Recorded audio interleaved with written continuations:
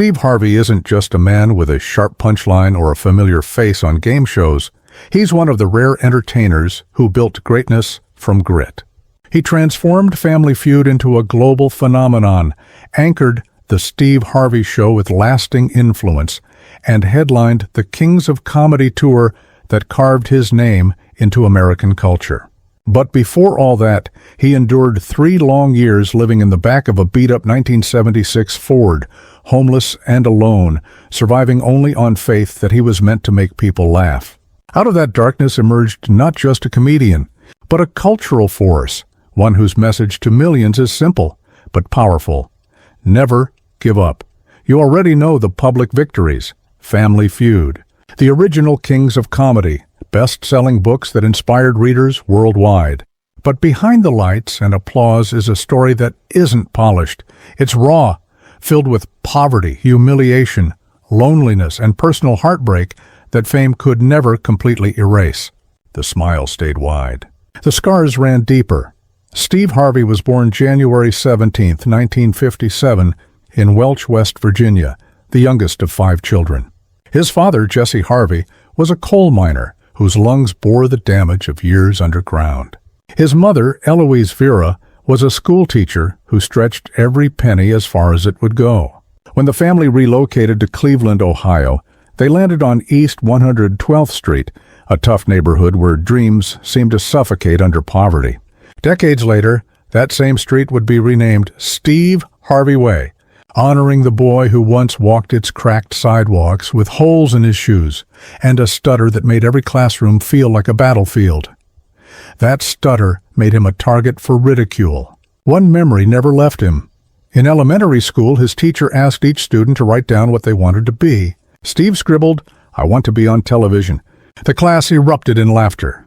The teacher ripped his paper in half and called his parents to complain about his arrogance. Years later, Harvey said, "I still hear that paper tearing," but his father gave him a mission. "Write it again. Put it on your wall. Read it every morning and every night."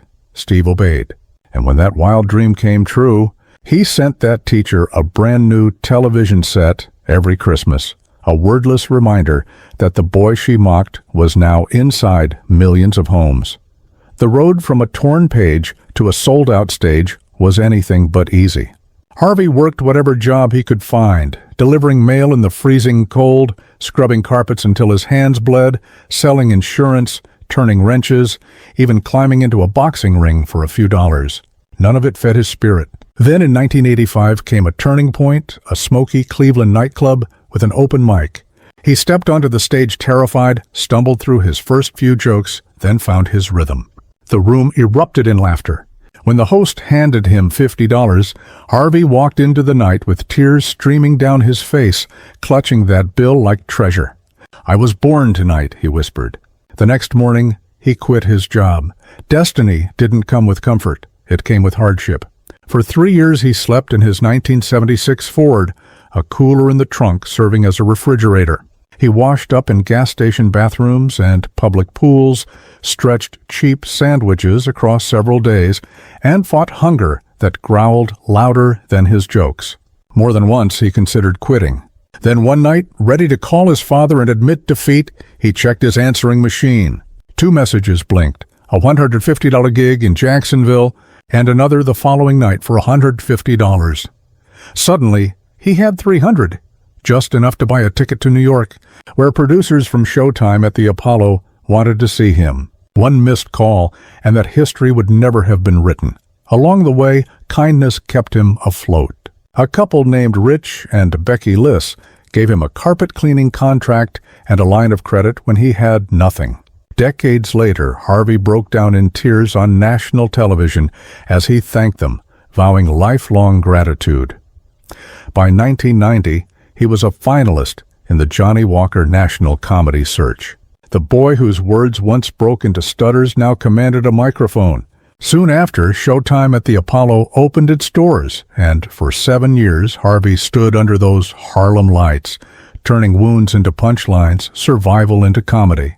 The grind was brutal, 18-hour days, endless flights, a voice stretched thin, but every laugh was armor against the life he had left behind.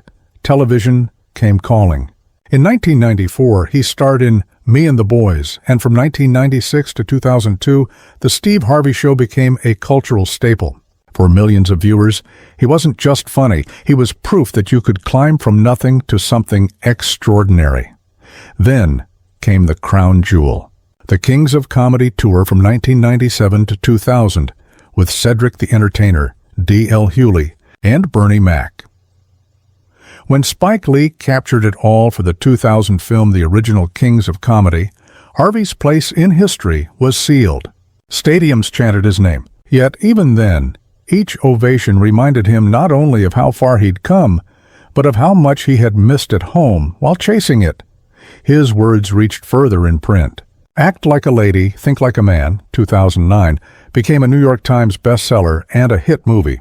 More books followed: Straight Talk, No Chaser, 2010, Act Like a Success, 2014, Jump, 2016, All Maps for People Stuck in Places He Once Knew Too Well, accolades rolled in, BT Humanitarian of the Year, 2011, a star on the Hollywood Walk of Fame, 2013, multiple Daytime Emmys and NAACP Image Awards, his childhood street renamed in 2015, and an honorary doctorate in 2016. But behind the applause were private struggles, 2 divorces, missed family moments, and the scars of financial ruin. The harshest spotlight came in December 2015 during Miss Universe. Harvey accidentally announced the wrong winner live on air. Headlines declared him finished. Memes mocked him mercilessly. But he owned his mistake, apologized on camera, and returned to host again the following year. That wasn't about a crown. It was about reclaiming dignity and proving that character is shown not in perfection, but in resilience. Financial crises nearly broke him, too. After his 2005 divorce, he checked his bank account and saw just $1,700. Then he learned taxes hadn't been filed for 7 years. With penalties and interest, the debt soared to terrifying heights. But instead of folding, Harvey built a plan. His morning radio show became his lifeline.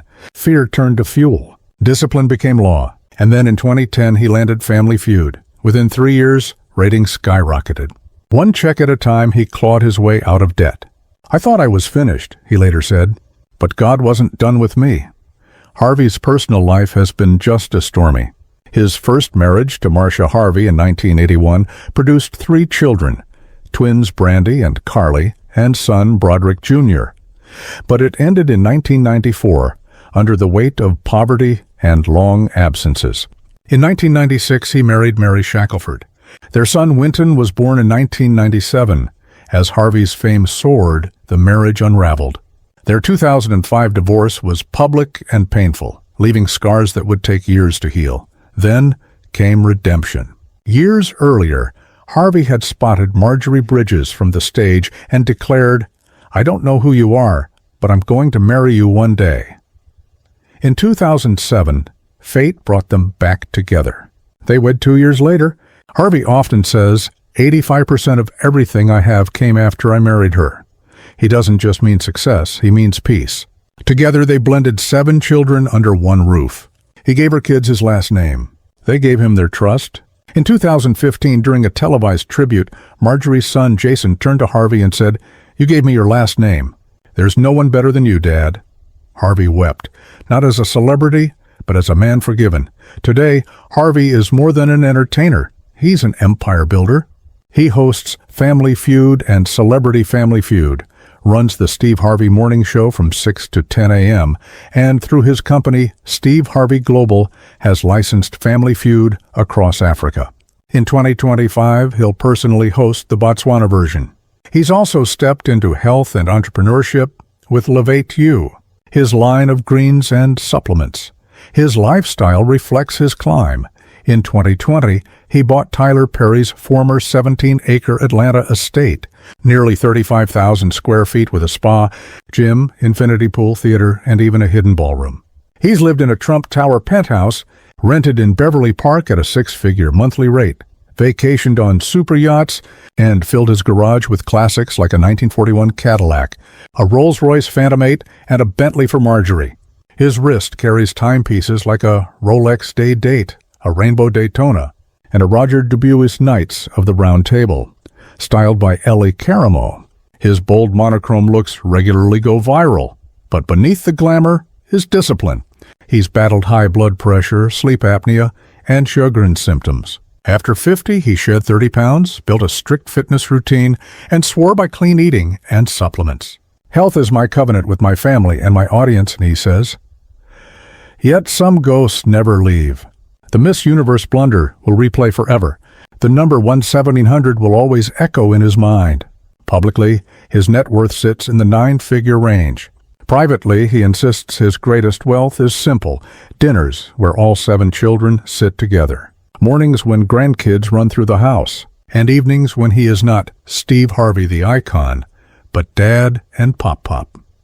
The boy who taped a dream to his wall now lives it out loud, and he uses his voice to teach what he's learned. Applause fades.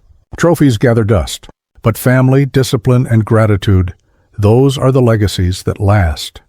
So let me ask you, have you had a moment when life gave you a second chance, when grace, faith, or love let you start again? If Steve Harvey's story has nudged you forward, share your moment, because your words might be